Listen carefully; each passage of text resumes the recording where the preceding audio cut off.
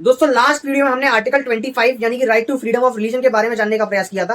अब हम जानेंगे कि इस आर्टिकल 25 पर कुछ रीजनेबल रेस्ट्रिक्शंस भी लगाई जा सकती हैं। दोस्तों जैसा कि मैंने आपको पहले वीडियो में बताया था कि यानी कि हर एक चीज का एक दायरा होता है। ऐसा नहीं कि अगर कॉन्स्टिट्यूशन आपको right to freedom of speech and expression देता है तो आप कुछ भी बोलने लग जाओ, किसी को गालियां देने लग जाओ और आप कहो ये तो मेरा right to freedom of speech and expression है। ऐसा नहीं होता। हर एक प्रोविजन का या हर एक प्रावधान का एक दायरा है। एक कुछ रीजनेबल जरूरत पड़ने पर इस पर रीजनेबल रेस्ट्रिक्शंस भी लगाई जा सकती हैं। अब इस बार बात करेंगे कि आर्टिकल 25 पर क्या रीजनेबल रेस्ट्रिक्शन लगाई जा सकती हैं। दोस्तों जरूरत पड़ने पर पब्लिक ऑर्डर, मोरालिटी, हेल्थ या जो हमें फंडामेंटल राइट दिए हैं और अदर कॉन्स्टिट्यूशनल प्रोविजंस को ध्यान में रखते हुए इस पर रीजनेबल रेस्ट्रिक्शंस लगाई जा सकती हैं।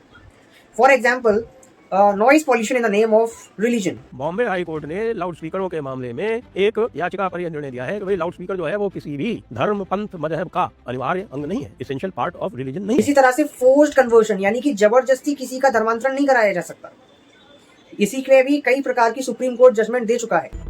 सुप्रीम कोर्ट ने जबरन धर्मांतरण को बहुत गंभीर मुद्दा करार दिया है। उसने सोमवार को केंद्र से कहा कि वो उसे रोकने के लिए कदम उठाए और इस दिशा में गंभीर प्रयास करे। अदालत ने चेताया कि अगर जबरन धर्मांतरण को रोका नहीं गया तो एक बहुत मुश्किल स्थिति पैदा होगी। कोर्ट ने सॉलिसिटर जनरल तुषार मेहता से कहा कि सरकार प्रलोभन के जरिए धर्मांतरण पर अंकुश लगाने के लिए उठाए गए कदमों के बारे में बताए। अदालत ने कहा यह बेहद गंभीर मुद्दा है जो राष्ट्र की सुरक्षा और धार्मिक स्वतंत्रता को प्रभावित करता है। आपको बता दें कि सुप्रीम कोर्ट अधिवक्ता अश्विनी कुमार उपाध्याय द्वारा दायर एक याचिका पर सुनवाई कर रहा था, जिसमें केंद्र और राज्यों को डरा धमकाकर, प्रलोभन देकर और पैसे का लालच देकर धर्मांतरण पर अंकुश लगाने के लिए कड़े कदम उठाने का निर्देश देने का अनुरोध किया गया है।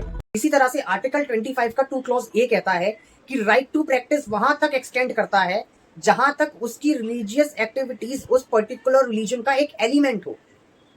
हालांकि ये बताना भी बहुत मुश्किल है कि ये एक्टिविटीज उस रिलीजन का पार्ट है या नहीं है। ये तो केस के फैक्ट्स और सर्कमस्टेंसेस को देखते हुए ही पता चलेगा।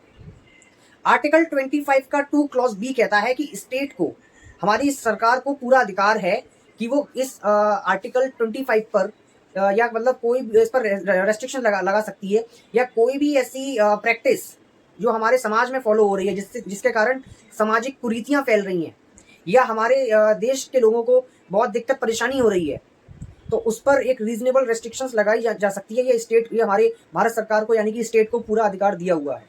तो कैसा लगा आपको ये वीडियो? आई होप ये वीडियो आपको बहुत अच्छा लगा होगा। तो इसी से जुड़ी हुई जानकारी के लिए आप सभी मेरे से जुड़े रहें और आप सभी मेरे को फॉलो करें।